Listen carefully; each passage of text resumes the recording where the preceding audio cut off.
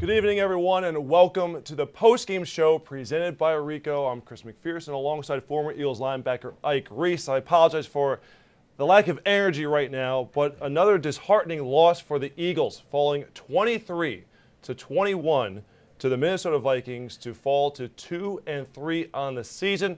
Certainly, we all knew that both teams were going to be desperate. Minnesota was going to be coming in not having won since opening week. They had revenge on their minds for the NFC Championship game last year, but none of us expected the game to unfold the way it did, with the Vikings racing out to a 17-3 halftime lead, extending it to 20-3, and the Eagles making way too many mistakes on offense, having no answers on defense, found a way to climb back into the ball game, made it 20-14. Nigel Brown recovered a fumble. Eagles had the ball in Minnesota territory, but not able to get any point on that drive in the fourth quarter. And then Dan Bailey, who missed two easy field goals early in the game, put it away with, of course, a 52-yarder. So, Ike, again, the Eagles sitting here below 500 for the first time since 2016. They never fell below 500 at all during the run to the Super Bowl. And a team that still found a way to make it close in the end, but it's just not the same in-sync team that we saw really from the jump in 2017.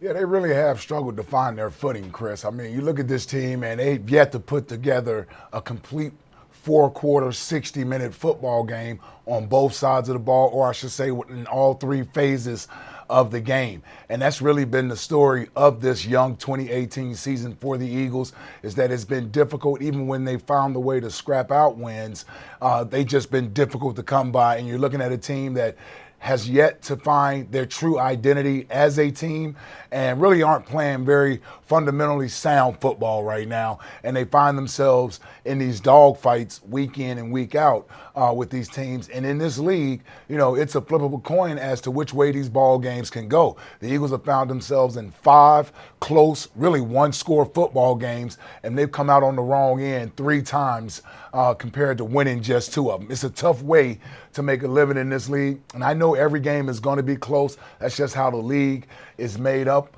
But you make it more difficult on yourself when you basically have self-inflicted wounds throughout the course of the game. You know, it's already difficult enough to beat your opponent, but when you're beating yourself along with your opponent having success against you, that's really not the formula for success. There's so much to get into here, so much to unpackage here on the Postgame Show presented by Ricoh. We are going to hear from the head coach, Doug Pearson himself, as well as quarterback Carson Wentz, and we're going to send it in a little bit over to the link to hear from Eagles insider Dave Spadaro and our reporter Amy Campbell, who are on the scene.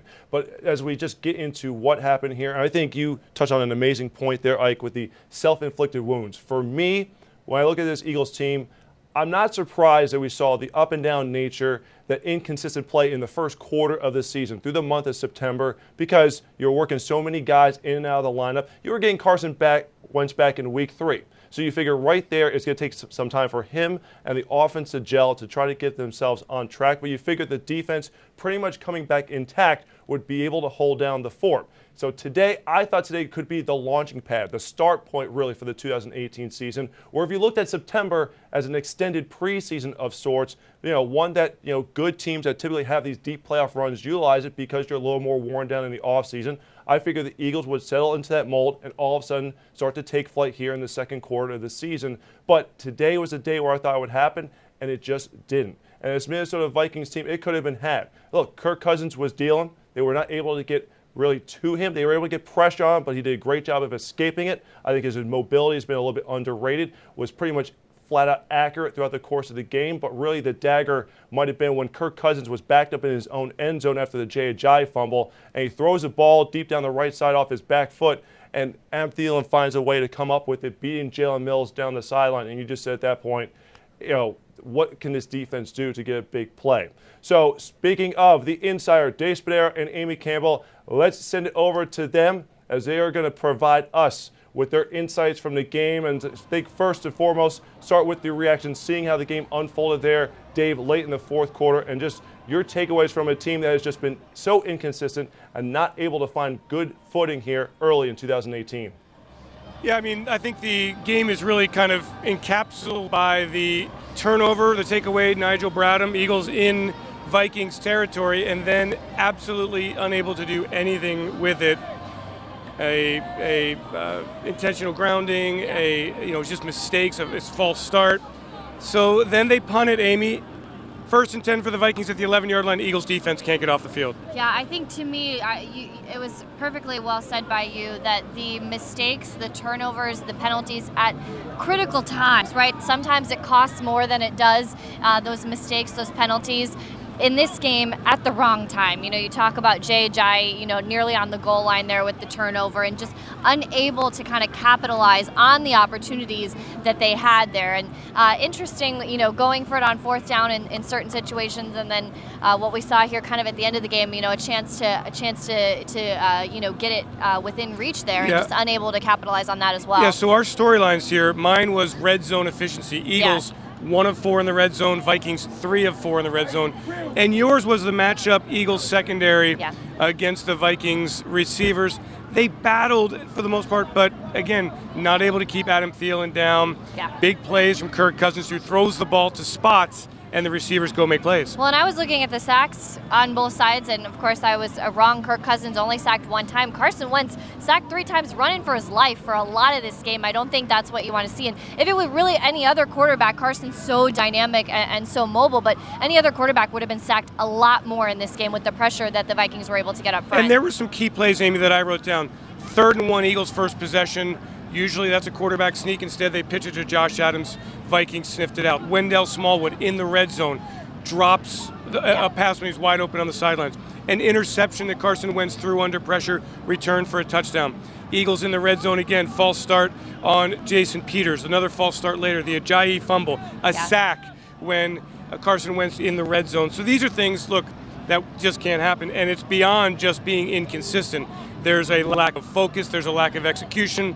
And something's got to give here. The Eagles need a spark of consistency offensively. You can't go through another first half with just 91 yards of offense and expect to come back again and again and again. Yeah, like you said, that first half was ugly. The numbers not great for the Eagles in time of possession and first downs, and like you said, the offensive yards absolutely dominated by the Vikings in that first half. And it seemed like they had some things going in the second half, but like you said, just not enough to get over the hump, especially with those costly mistakes at those times. Yeah, in an era, guys, where the league is seeing points scored at a record rate. Yeah.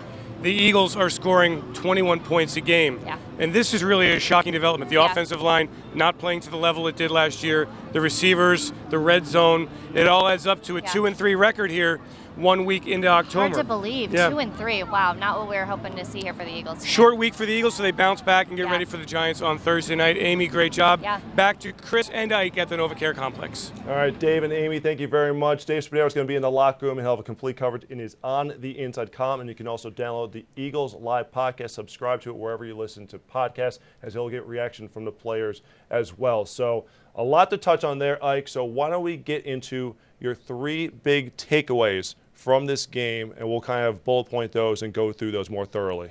Well, when I look at this team, it's a lot of the same things that this team has struggled with all year. Let's start with the penalties. The Eagles are one of the most penalized teams in the NFL. That is a mark of not being disciplined.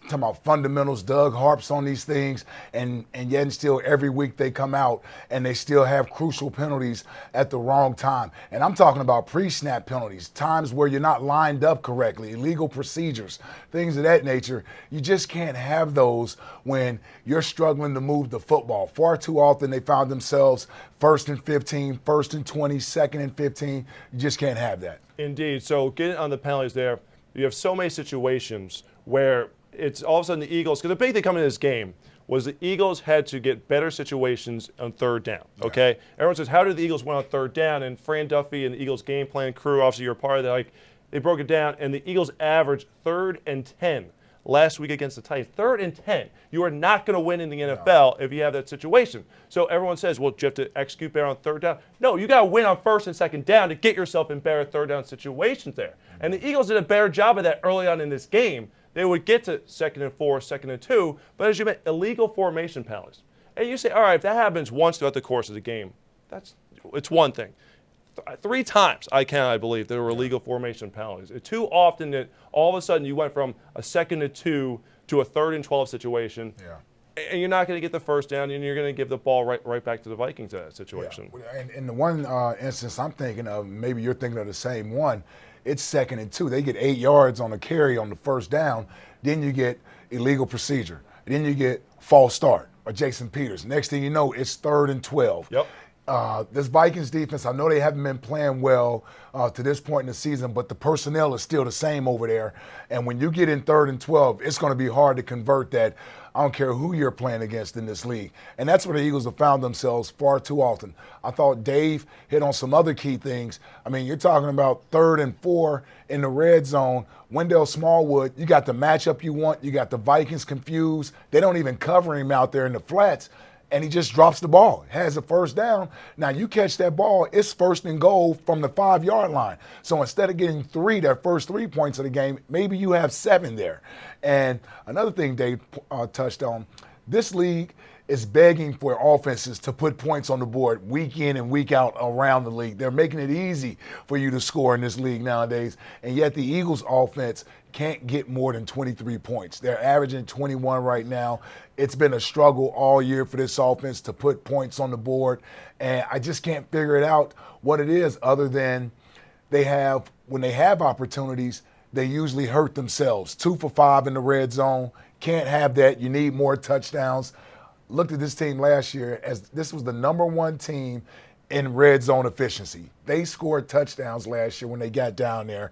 This year, far too many field goals. I think it really comes down. It's 3rd down in red zone. Carson Wentz was the best quarterback in the game in both of those situations, situational football.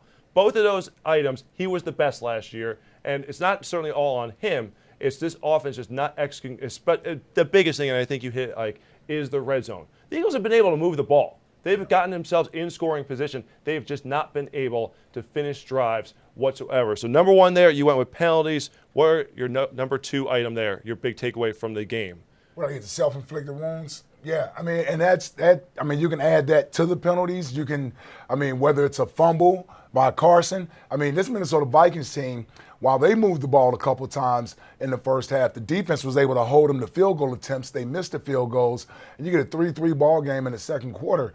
And Carson fumbles the ball. You know, another sack there, that leads to the Vikings scoring 7 points right there. You talk about the Vikings being backed up late, I mean, in the third quarter, that pass to Adam Thielen. You can't have that. You got the coverage there. You have to make the play on the ball. It's just far too often. Bad call on Michael Bennett. Yep. You know, the roughing the quarterback penalty, I thought he was being blocked into him, but still, you got an opportunity to get off the field. You get a big sack there, possibly hold the Vikings to 3 points. Yet still, you get the penalty call. They get 7 before they go in before half to push that lead to 17-3. I was going to say 17-3 versus 13-3. Huge difference, and maybe with the way Bailey was kicking, maybe he misses that, and it's only 10-3. And again, you got the ball to start the second half. Then you move the ball to start the second half. You have an impressive drive, and then J.J. loses the football. That was about to be my next point. You know, I mean, you right come out of the there, locker room ready to go, fired up, ready to get yourself back in this game. 17-3 is nothing in this league. The game was nowhere near over. So you're getting the ball out coming out of the half. Move the ball down the field, great. You get down there, man, you got to protect the ball. You have to protect the ball. Sometimes when there's nothing there, you have to just go down. But if nothing else, you have to secure the football. There's an opportunity at worst to put 3 points on the board right there, and maybe it's 17-6, but at least you get points with your first drive. It's deflating to move the ball all the way down the field like that and then have yourself where you fumble the ball, really where it shouldn't have happened. I mean, he's a veteran running back. He knows that when you're in a crowd like that, you got to put both hands on the ball. Trying to run sideways to make something happen, it's just begging for trouble. And then immediately following that, you get the big play to Adam Thielen to get the Minnesota Vikings out of that hole. Thankfully, the Eagles' defense was able to hold them to 3 points there. But still, 20 you flipped the field position. That's 3 more points you gave up. You took 3 off your end and put 3 on their end. So, you know, when you look at the final numbers, it's 23-21 is the final score. Vikings win. But the Eagles, much like last week, they're going to be tossing and turning over this game because they know they had multiple opportunities to pull this game out. But the thing is, last week you figure with the way they lost, in a situation where they led by 14 in the second half, to give up that lead, to go to overtime, offense gives you a lead, and then you have 3 chances to get off the field on 4th down, and we all know how the game ended. So you figure, okay, that was the learning lesson right there, okay? You had that really bad experience. You want to get that taste out of your mouth. You want to get back at home where the Eagles have dominated, and unfortunately the defense came out flat. And that's the most disappointing thing for me coming out of this is where no one could score. You have to go back to week 9 of last year when the Eagles routed the Denver Broncos by a score of 51-23. That's the last time this defense allowed more than 17 points at home, and the Vikings had 17 points going into halftime. That's just how much different of a ball game this was today. You figure the Eagles were invincible at home, but they lost that momentum. They lost that part of the edge today, and that's what's so discerning moving forward. Because the fact is, the Eagles, they were 2-3, but the slow starts are the things that are really, really disappointing, because coming into this game, the Eagles were outscored by 13 points in the first quarter ball games this season. Okay, the Vikings were worse than that, being outscored by 14 points in the first quarter games this season. So neither team this year has been able to get off to a good start, and the Vikings kind of fumbled around. They had a couple of misses by Bailey. The Eagles were still right there in the ball game, but Dave touched on this point, and we can get into some more. The offensive line just is not blocked in pass protection, and that was the other bugaboo from last week, okay? What was the turning point of last week's game up in the second half? It was Harold Landry beats Lane Johnson off the edge, gets the sack, and then all of a sudden, Mariota is able to lead a drive for a touchdown, okay? Today, it's Lane Johnson gives up the sack to Stephen Weatherly, and Linval Joseph goes marching down the field, picks up the fumble, rumbles his way down for the touchdown, and the Vikings are up 10-3, and that's where you started to feel like this could be trouble for the offense. So the fact that the offensive line as a whole, it's not just on Lane Johnson, but overall not protecting Wentz as well this year as opposed to last season is something that the Eagles really have to take a look at moving forward to try to fix this offense. Because it all starts up front. Yeah. You know, this offensive line was flat dominating teams last season, both in the run and the pass game. That's why it was named the league's best offensive line. That just has not been the case here in 2018. And you're looking to those big-name guys. Many people will say Lane Johnson is the best tackle in football, or at least he was in 2017, but that hasn't been the case here. You know, and Steven Wisniewski, he was benched for Isaac Seumalo today. So the Eagles are trying to make the change up front, trying to get something going there. You saw Halapoulivaati Vaitai coming in as an extra offensive lineman to add a little more beef up front there, but still just not enough to get the job done, and Wentz finds himself trying to evade pressure, having to work some magic in the pocket. You know, and to his credit, he's able to a lot of times make something out of nothing, but still you're asking for way too much of the quarterback as this offense overall is struggling. So when you look at the things that are going wrong, and I think really Ike's takeaways from this game are kind of a microcosm of the Eagles through the first 5 games. It's way too many penalties, and on the second one, too many self-inflicted wounds, mainly the turnovers. That's the biggest thing there is when you look at what's going wrong and why the Eagles are at 2-3 is they're giving up the ball way too often. They're committing way too many self-inflicted wounds, and they're just not scoring. Even though they're moving the ball at a decent rate, they're just not able to get the job done. And the last takeaway for you, Ike, from this game, kind of touched on already, is the defense with those explosive plays. Yeah, defensively, I mean, we're giving up way too many X plays. I know Jim Schwartz likes to harp on this all the time. They don't like giving up explosive plays of 20-plus yards. And this has been a bugaboo for this defense. They haven't struggled in many areas. I mean, they still will keep points off the board. The Vikings were just 1 of 4, I believe, in the red zone today. So the Eagles defense doing a nice job holding the Vikings to 3 points at times. And then plus 7 of that 23 is attributed to the offense and not the defense. So they really did only give up, 16 points today as a defense. But the biggest plays to me, and they came at the wrong times, is where you're giving up big plays, whether it's to Stephon Diggs, the Adam Thielen play, big plays on 3rd down where you need to get off the field, and the Vikings are finding ways to convert those 3rd downs. The explosive plays have been the biggest thing, I think, that have hurt the Eagles' defense all year long. And I'm not sure we haven't had a game in 5 weeks where they haven't give up explosive plays. No. It seems like they're giving up a couple of them every game, and that's something that needs to get fixed because this is a passing league. Teams see this stuff on film, and they're going to continue to throw at your secondary week in and week out until you prove that you can stop it. What did you think of the secondary's performance overall, knowing coming into this game that Kirk Cousins was going to get rid of the ball quickly. They were not going to let him just sit there in the pocket. The Vikings have John DeFilippo, the former Eagles quarterbacks coach, who's now the offensive coordinator of the Vikings. And there were times where you were just seeing some of the plays straight out of the Eagles playbook there run on the field tonight at the Link. I agree. I thought the secondary was up and down today. I thought they tackled well when they had the opportunity to. But still, balls thrown over your head at times. We're still playing soft coverage where we're giving up stuff underneath. I thought Stephon Diggs had way too many opportunities to run after he caught the ball and was able to do something with it. All right, let's send it over to the Link. Head coach Doug Pearson speaking now to the media. Well, penalties and turnovers, unwanted turnovers, quite honestly. And you can focus, a lot of those are happening in the red zone. And they're self-inflicted, and those are things that we have to correct in a big-time hurry. Last year, when you ran QB sneaks with Carson Wentz, you had it with almost perfect success, I think, and we haven't really seen that this year. Is there apprehension with his recovery, and is there maybe a reason with Kelsey? No apprehension. Obviously, this is a new season, and it was a full one. I usually go for it in that situation if it's under one, and it wasn't. So. 4th and 20 in the fourth quarter. Why did you let the punt there as opposed to the long field goal? Right decision to punt the football with time left, and it was a situation that we've talked about in practice. Try to get them to unique formation, try to get them to jump. We can either take a shot or get the 5 yards, and now we're in a field goal range situation. It wasn't a desperation kick at the time, and guys did the right thing. We ended up punting and down the ball. Range going into the game? 35. 35 yards. Yes, correct. I think we're at the 40. Doug, you don't look too happy. What did you say to the team after the game? I just told them that, that basically I was going to walk in this room and I was going to take it for the team, because the way we've been playing and performing, it starts with me, and I want to make sure that the guys understand that we can't do these things. We can't self-inflict and expect to win. Championship teams just don't do that, and we're doing that right now. So I have to self-examine myself first.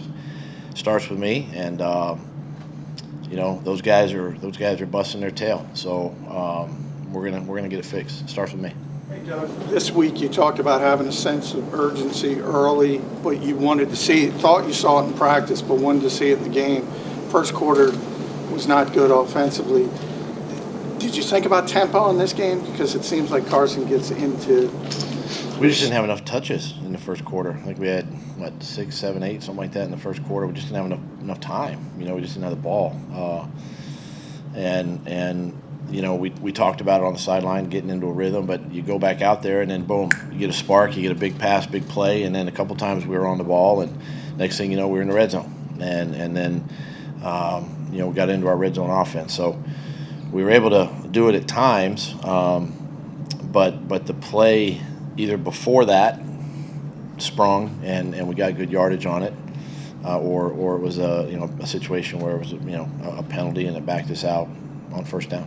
You burned a couple timeouts, one on the challenge and one on the 4th and 1 where the clock was running down. They turned out to be huge late. What happened on those two things? The challenge I thought I saw where I was at, that obviously his second foot was down, the third step was out of bounds on the white stripe, and so what I had seen wasn't sure quite at the time, and looking at getting the replay, that his second step was in, third step, so I wanted to challenge at that big play of the game. Could have been a big momentum swing right there at that time, so wanted to get that challenge in there. And then the second one, you asked me, the 4th and 1. Yes, you guys went on to score, but you had to use a timeout 4th and 1 before the play clock was running. We were on offense. Play clock was running down, about to hit 0. So just use the timeout right there to make sure we had the right call on. What did you see on the Michael Bennett roughing the passer penalty, and what, if anything, were you given by way of explanation?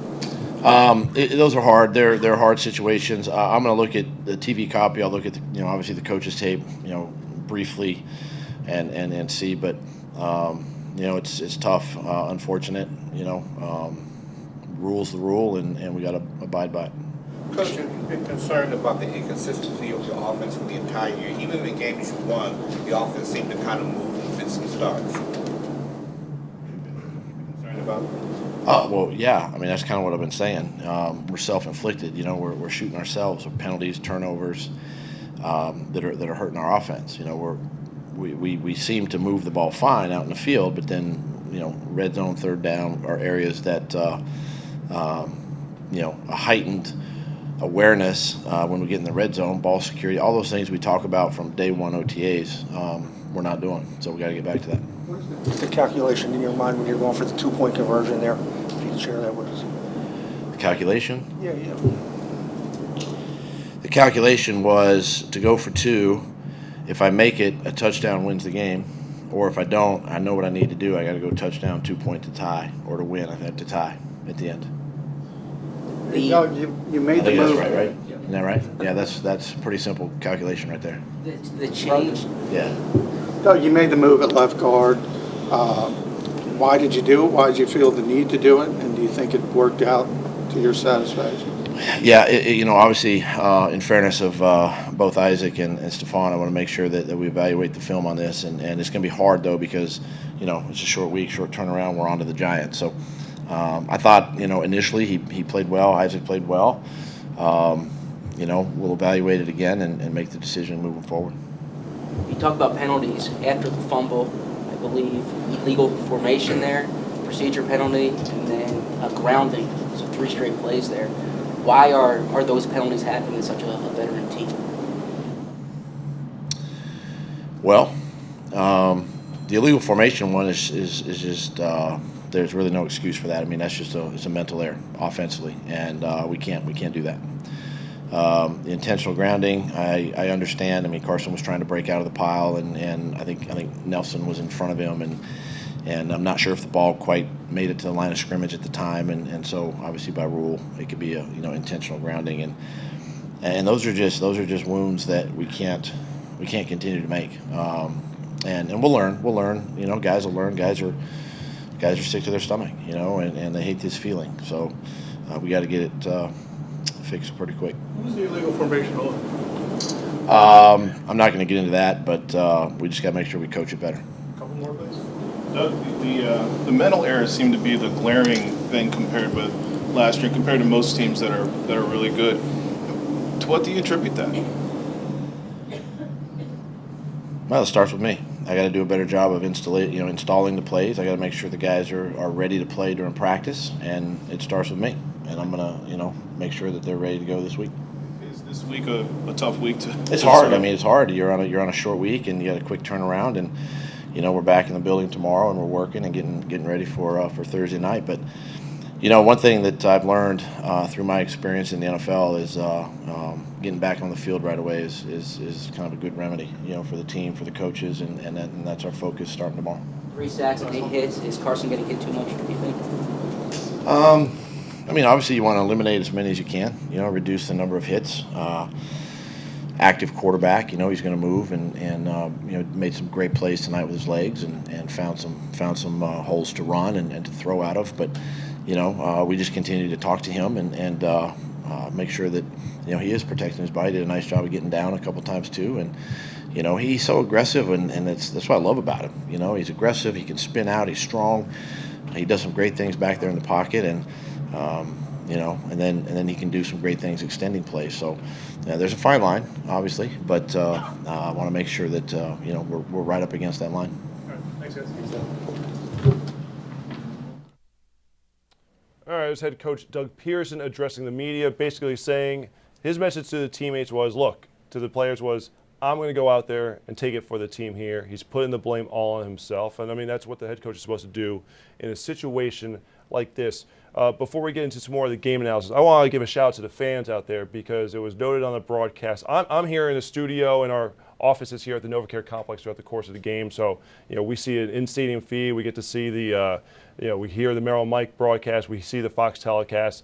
And the fans could have easily packed it in when it was 28-3. Yeah. But they brought the heat there in the fourth quarter and gave Kirk Cousins as much of a headache as possible and tried to rally this team. So a little love to Eagles fans because I know how difficult it is right now with the feeling that the team is 2-3. Now, one of the topics Coach Pearson was addressed there was the fact that the Eagles have a short week Thursday night game, it's first division game of the year, going to the New York Giants, a team, they're licking their own wounds because they lost on a 62-yard field goal, to the Carolina Panthers today in walk-off fashion, almost very similar to the way that they lost to the Eagles and Jake Elliott in Week 3 here last season. So, Ike, your thoughts with the fact that coming off a second straight loss, a bitter defeat, that you only have a couple of days to get things ramped up before you're back on the field on the road on Thursday night? I think it's a good thing for the Eagles. I mean, listen, this is the second straight difficult loss that this team has had to endure. Listen, a short week. They're not going to have much time to, harp on this game. They may or may not watch the film on this thing tomorrow, but they have to get ready for the Giants. They're going to be leaving Wednesday. That's 3 days from now. So you basically have 2 days to get prepared, get as much film work done as you possibly can to get prepared for the Giants. Because if you think you feel bad right now at 2-3 after 2 straight losses, imagine what you're going to feel like if you lose 3 in a row in your first divisional game, and now you're looking at 2-4. So they have to put this game behind them. You get 24 hours, if that, to really let this thing linger. But the Giants are up next, and the Giants are licking their wounds. They had a tough loss today where they fought to get back in that game against the Carolina Panthers and really should have won the ball game. I thought Carolina really blew that game late. But, is it Graham Gano, I believe it is? 63-yard game-winning field goal. I mean, unbelievable for the Carolina Panthers to pull that game out. But I thought the Giants played well enough and fought to get back in this game that they should have walked out of Carolina with the victory. And it'll be interesting to see how they respond after that loss. You're going to get 2 teams facing each other Thursday night where there's some bad blood, because we know how this NFC East is. And when you talk about the Eagles and the Giants, there's no love lost between these 2 teams. I tell you what, whichever team loses the game Thursday night, you may be thinking about 2019. I don't want to go down that road. But for the Giants, but that's the type of game it is. Yeah, that's what the Giants are going to be thinking going into it. They're like, wait a second, the Super Bowl champs are coming to our house. They're licking their wounds after losing 2 straight games. They're 2-3. We're 1-4. Giants might realize this ain't going to be it for us here. First year of Coach Shermer, we're trying to get things, back going in the right direction. But we can spoil the Super Bowl champs defending season. We can do that. Sort of like how the Eagles did to the Giants coming off the Super Bowl win in the 2007 season, where Giants win the Super Bowl. 2008, the Giants were the 1 seed going into the playoffs. Eagles go up to the Meadowlands in the divisional round and upset Eli Manning and the Giants and then advance to the NFC Championship game before losing to the Arizona Cardinals. So it's going to be a fun one on Thursday night. Hopefully the Eagles will get their mindset in the right frame for that showdown. So Coach Pearson really touched on everything that we've said early on in the show, all the big takeaways, the penalties, the turnovers, the self-inflicted wounds, and the red zone performance. Something, again, that was a strength for the Eagles last year is just not the case here in 2018. So the voice of the fans, none other than Merrill Reese. It was outstanding in the broadcast booth once again, teaming up with another Hall of Famer in Mike Quick. We bring you the highlights of the game through the voices of Merrill and Mike in our feature, Merrill Cam. Dan Bailey kicks it, it hits the upright, and it's no good. It hit the left upright. He had a chip shot. Well, that's even better. They go with the fullback again. Eye under. Now the fullback, C.J. Ham, goes in motion to the near side of the field. Under center is Cousins, who takes his drop. He steps up. He's hit and he's sacked. They've got him. Brandon Graham, his first sack of the season. Wentz in the gun. He's got a Ajayi to his right. 3 receivers. Motion. Alshon Jeffrey. This time, back goes Wentz. He's looking. He is going deep. And it is caught! It is caught! What a great catch downfield by Sheldon Gibson. He took it away from the defender. And I love the way he fought for that ball. They go max protection here. They bring in an extra guy, and it's basically a 2-man route. Carson's looking for the big one down the field, and it's not the perfect thing, but what is perfect is the way Sheldon Gibson goes up and fights for the football. That's a big, big play. 48 yards. Here's a 30-yard field goal attempt by Jake Elliott to tie the game. Ball is spotted. Kick is up. And the kick is good, and it's 3-3. This is going to be a 45-yard attempt for Dan Bailey. Ball is spotted, the kick is away, and the kick is no good. He's 1 for 3. He missed another one. Dan Bailey, listen, they picked Dan Bailey up after week 2 because they were having these same types of problems after 2 weeks of the season. So it will be 4th down and 5, and the field goal unit comes on. That will not be a popular decision, but it's the only decision you can make. Yeah, it's with 3:22 to go in the third quarter, you need points. If you get it up to where you've got a yard to Yeah, go, it's a 2 different yards to story. go for the first down, it's completely different, but you have to try and get the points in this situation. Eagles need points. They've shown that they can move the football. Here it is. A 27-yard field goal attempt, spotted, kicked up good, and finally that 3 disappears and turns into a 6. Thanks as always to Sports Radio 94 WIP for allowing us to provide our bird's eye view through Merrillcam to get a glimpse of how they are experiencing the action on the field. So let's get into our turning points of the game here as we wait for quarterback Carson Wentz. And I'm going to start things off here because as a former defensive player, I want your take on this as well. For me, it was the end of the first half. Eagles already down 10-3. Vikings are driving. And all of a sudden, Kirk Cousins dropped back, okay, getting close to the goal line. Michael Bennett comes up with a huge sack, and you figure, great, push him back. Might be a field goal. Maybe with the way Dan Bailey's performing, you might miss it. And you might be able to hold it to 10-3 or at worst 13-3 going into halftime. And you would say to yourself, look, for all the opportunities that the Vikings had, the Vikings flat out dominated the Eagles in the first half, all across the board. From time of possession, offense, defense, the whole 9, the Vikings flat out had control of the game. However, it was just a 10-point game, would have been a 10-point game, and the Eagles would have gotten the football. But Michael Bennett was called for roughing the passer. Now, Howard Eskin from the Sports Radio 94 WIP Eagles radio broadcast talked to the referees at halftime, and they said that the flag was thrown because Bennett rolled on Cousins' leg. Tough one to call there because, first of all, Kyle Rudolph, the tight end, looked like he was basically blocking Bennett to the ground, so Bennett is falling. Bennett started at the waist of Cousins and took him as gently as you could to the ground. With the penalties that have been called on players like Clay Matthews throughout the course of the season, there have been memes and videos and jokes about how defenders have to basically pick up the quarterback and gently place the quarterback on the ground on a pillow to make sure they don't get called for a penalty.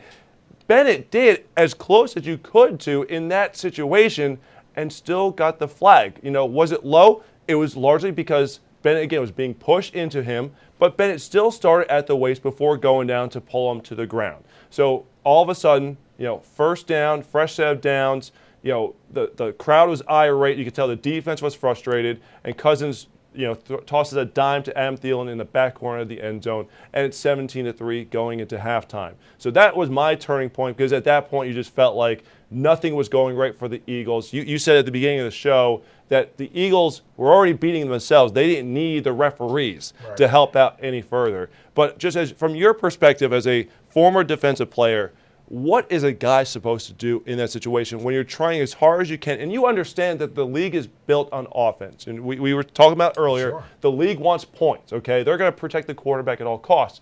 But what is the defensive player supposed to do in that situation when you're that close with a guy who has the escapability of Kirk Cousins, who's able to make plays with his feet as well? It's difficult. It's difficult when it's traffic there. In other words, when you're being blocked by someone and you're trying to defeat that blocker and get to the quarterback, it's difficult for a defensive player to control where he's going to hit a quarterback at. So, I certainly empathize with the defensive players, and I understand what the league is trying to do when they're trying to protect these quarterbacks. Former teammate of mine, a guy who's Roger Goodell's right-hand man, and Troy Vincent, I've had plenty of conversations with him about this whole thing and what they're trying to get established. They want to protect quarterbacks. That's what they want to do. And these referees, if they see anything in the gray area, they're going to lean towards protecting the quarterback, throwing a flag there. I don't think that's a flag a year ago. A year ago, that's not a flag, but for whatever reason this year, they're trying to overemphasize some of these calls in an effort to protect the quarterback. The thing that's frustrating for fans and for defensive players primarily is that there's no consistency. Yes. It's such a judgment call, and it's so subjective to who's making the call. You just don't know sometimes whether or not it's a good hit. We saw Carson Wentz when he was sacked last week and fumbled. He was hit right in the helmet, as he was being sacked, and you would think, okay, that's a blow to the head. Why isn't that being called in favor of Carson Wentz to protect him? They let that go, and then you get a ticky-tack play like this with Michael Bennett on the back of the legs of Kirk Cousins. It just, it's frustrating for defensive players, but I also understand that I have a quarterback, a franchise quarterback, that we don't want to miss any time either. So it's kind of like a double-edged sword, right? We know when our defense are hitting guys, we want them to be given the benefit of the doubt, but at the same time, I want Carson Wentz protected. But it doesn't seem like we're getting the calls that some of these other quarterbacks are getting. Speaking of Carson Wentz, let's send it over to the link where number 11 is standing by. Carson, was another slow start for the offense today. Can you pinpoint why that was? I can't. Unfortunately, slow start, something that we preach all the time. We talk about it every week that we want to start fast, and credit to the Vikings coming out and making some stops. We just slow start. How do you prevent this? How do you get out of the way of that sack fumble, or can you feel that pressure coming? It's just happening. I mean, my eyes were the other way. If I was looking the other side of the field, I probably would have avoided it and been just fine. But that's football. You guys are down 6, get a fumble recovery, and have 3 straight penalties to knock you back. Why is that happening to a veteran team? Yeah, it's unfortunate. Those are things that, we got to take a real hard look in the mirror. Little mistakes like that, and kind of the same thing I really echoed last week after the game. These little mistakes that sometimes can go overlooked are just killing us. And we're playing like we're a young rookie team, and we're not. And so we got to really be hard on ourselves and learn from these mistakes and turn it around fast. How frustrating was that drive specifically to get the ball with great field position and not capitalize? Yeah, very frustrating. We went down and scored, had the momentum, got the ball back in a great position, and then we just go backwards. And, it's extremely frustrating. Are you feeling more pressure in certain circumstances? Do you feel it when blitzes versus 4-man rushes? Is there anything that you feel like you're getting more pressure? I don't think so. It's just been kind of the nature of the game. Unfortunate sacks and little things here and there that, again, we got to keep cleaning up. And the same thing goes for the last couple weeks. It's not one guy's fault. It's not just the line. It's not just the backs. It's a lot of me. It's everything. And we got to clean it up though. Carson, what was Malcolm's message when you kind of addressed the team? I think the beautiful thing for us right now is it's a fast turnaround. We get the bad taste out of our mouth fast and, go on the road to New York. Thursday night will be here before we know it. So it's really come in tomorrow ready to work and get ready for New York. So, like I said, just put this one behind us, learn from it. But, we don't have to dwell on it too long. Carson, the NFL is enforcing a lot of rules to protect quarterbacks. I'm interested in what your point of view is looking at the one against Michael Bennett and what do you make of the rules and how they're enforced? Yeah, honestly, I didn't see that one. I know the refs are in a tough spot with some of the new rules, and it's unfortunate when it happens against you. But I didn't actually see the play, so I don't have a real comment on it. How do you feel just in terms of the flow of the game, getting, this is your 3rd game back now, where do you kind of feel like you're at? Yeah, personally, I feel fine. Obviously, we're kind of have some ebbs and flows as an offense, slow start. It seemed like we got some momentum, then we hurt ourselves again. And, it seems like I kind of feel like that's where we were 2 years ago. Like we were that young team making these mistakes, kind of having those ebbs and flows. Last year, you didn't see a lot of that. And so the veteran team that we have, a lot of the guys, I'm confident that we'll fix it. I'm confident that we'll turn it around, but it's frustrating right now. During the practice this week before it started, you even emphasized kind of eliminating the self-inflicted wounds. What's the next step? It seems like everyone's harping on it, but you can't kind of get that message through. Yeah, I mean, it's frustrating. Again, if we don't get that fixed, we're going to lose a lot of games. But at the end of the day, I know the guys in that locker room. I know guys are going to play with a sense of urgency. They're going to come tomorrow ready to work, and that's something that I haven't really feared. Even my rookie year when we were technically out of the playoffs, there's no quit in these guys. We're not just going to lay down 2 and 3. Like, we're not just going to stop. We're going to get it fixed, and we're going to be all right. I apologize, you made a mistake. I was in the locker room, but the defense the Vikings has, especially when you get that turnover and you're in their territory and they couldn't get any score on that. But they kind of get you guys out of it. Yeah, I mean, we kind of talked about it a little bit, but I mean, we hurt ourselves. We hurt ourselves, had some self-inflicted wounds, but at the same time, hats off to them. They got good players over there. Seems like we both know each other pretty well at this point, having played the last couple of years. So hats off to them for making plays, and we just got to clean it up. The third down pass to Wendell that went through his hand, was that just you saw that no one was covering him, or was that where it was designed to go? Yeah, that was just we both saw, made eye contact, and Harrison was just running over there quick, and it just happened. It's 5 straight games now where you haven't scored more than 23 points. Is this offense doing enough for you guys to be a contender this year? Yeah, I mean, I think we're going to be. I'm not hanging my head and dwelling on it. We know what we're capable of. We know we have the potential. We know we have the right guys. And one thing that we seem to always do, Coach does a great job of putting guys in the right spots. Again, it's really the same thing. We just got to stop killing ourselves. And I know we'll get this thing right back on track. Does the offense miss the input of Frank Reich and John DeFilippo? I mean, obviously we miss those guys. They were great. But, I mean, Coach Crow, Press Taylor, I think we talked about it a little bit this week in the press conference, but I mean, it's been an extremely smooth process with those guys. I love working with those guys every day, and I don't think that's any issue in our slow start here. You converted every quarterback sneak last season. On 3rd and 1 in the first half, was there any conversation, and is your health one of the reasons why they didn't go there? Yeah, I'm really not sure. Other than we saw that play on film, thought it would be a good one, thought we could not just get a couple feet, but thought we could get a big play out of it, and their defensive end made a great play. And Carson, you got a deep ball to Shelton. What does he add to the offense? Just the ability to stretch things. Yeah, I mean, you said it. He's got the ability to take the top off the defense, we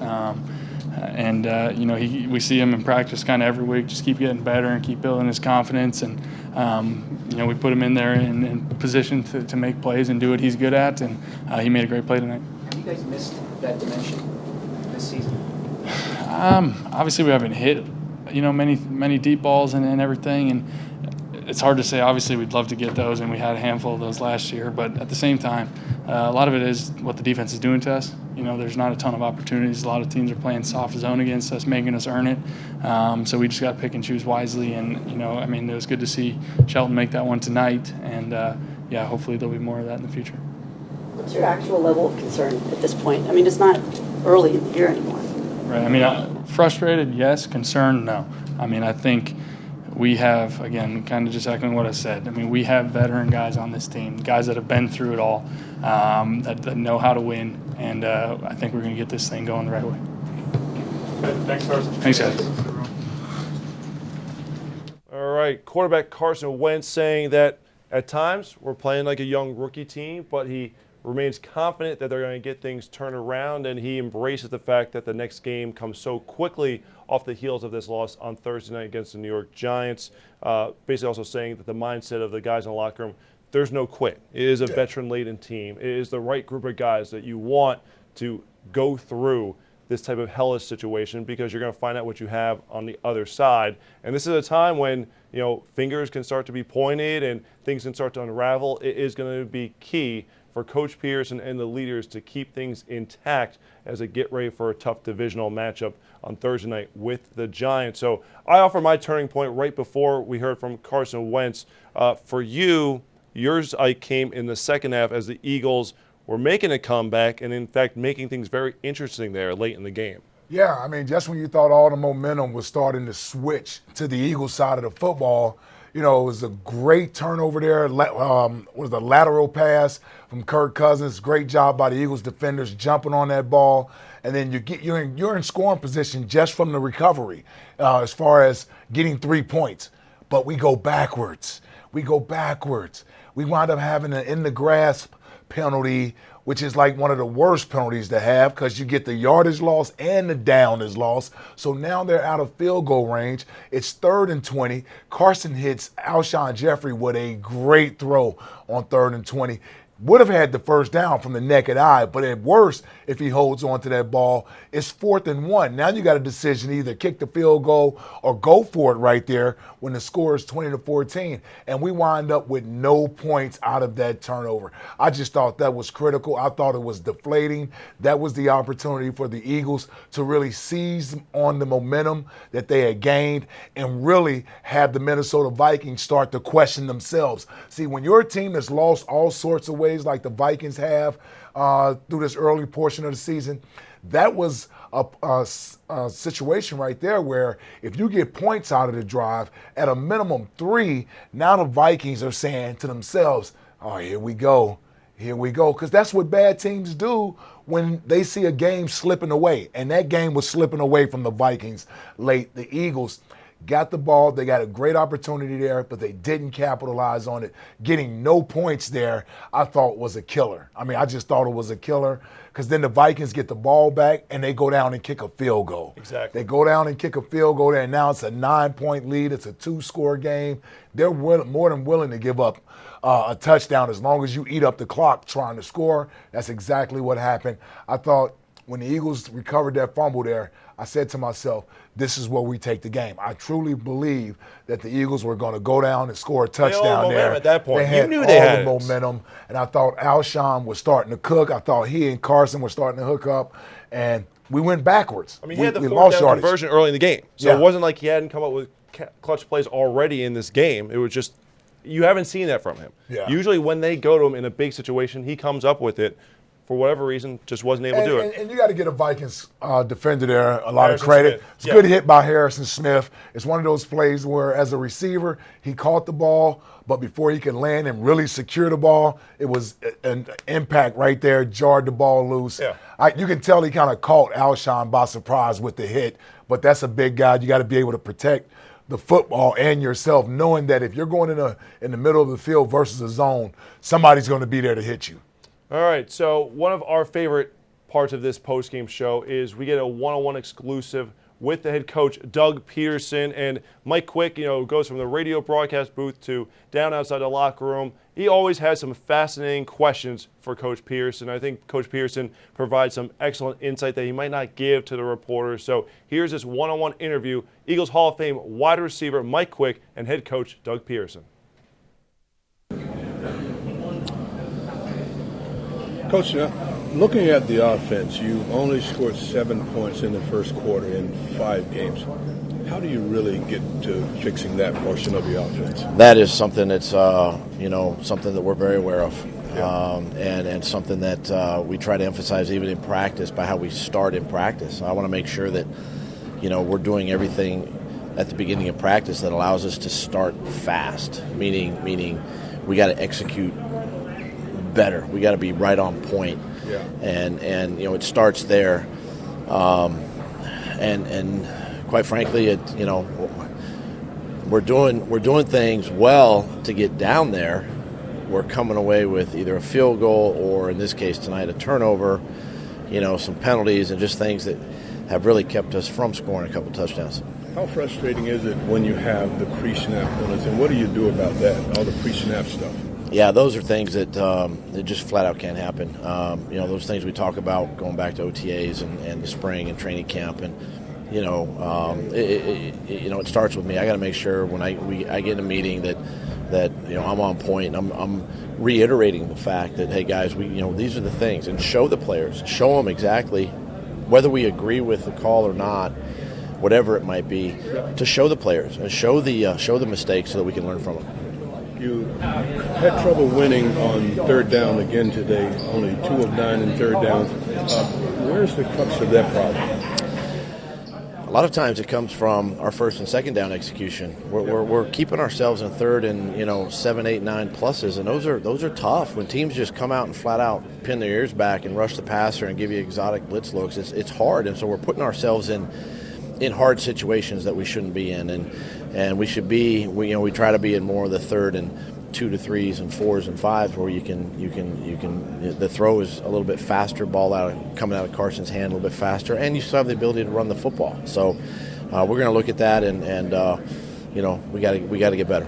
You got a short week this week. Now, how do you prepare and plan to get ready for the New York Giants on such a short week? Yeah, the biggest thing for coaches and players in the National Football League is one, we're back to work tomorrow on another opponent, so we can flush this loss pretty quickly and get back out on the practice field and get ready for another one on a short week. But I have a lot of confidence in my staff, a lot of confidence in these players.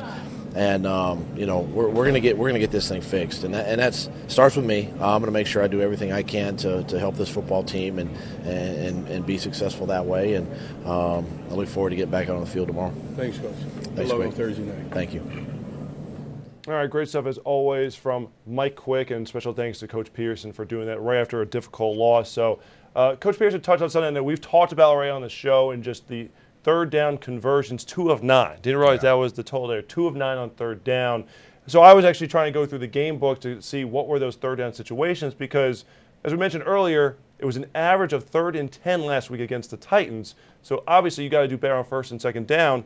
The disappointing thing is a couple of these third down situations in the first half, 3rd and 1, you're not converting. That's where they go for the toss play to Wendell Smallwood. That doesn't succeed. And then a 3rd and 3, which they don't convert. So they were doing a better job of getting themselves into those third and manageable opportunities, but they're just not converting. And then in the second half, when you basically have no option but to convert at that point because you're behind so far by so much in the ball game, that you're getting into 3rd and 12, 3rd and 20 situations, and the odds are you're just not going to make those on a consistent basis, especially when the defense can just back up and say, we can allow you to get the yards as long as you don't get in the end zone. That's perfectly fine with us. So we have more analysis coming up here on the Postgame Show presented by Ricoh. We're going to have our Ricoh review with Fran Duffy and Greg Cosell on the other side. However, if you are following us on Facebook or Twitter, you need to come on over to PhiladelphiaEagles.com or the app to watch the rest of the show. Much more here as we dissect the Eagles' latest loss to the hands of the Minnesota Vikings by a score of 23-21. We'll see you all in a few.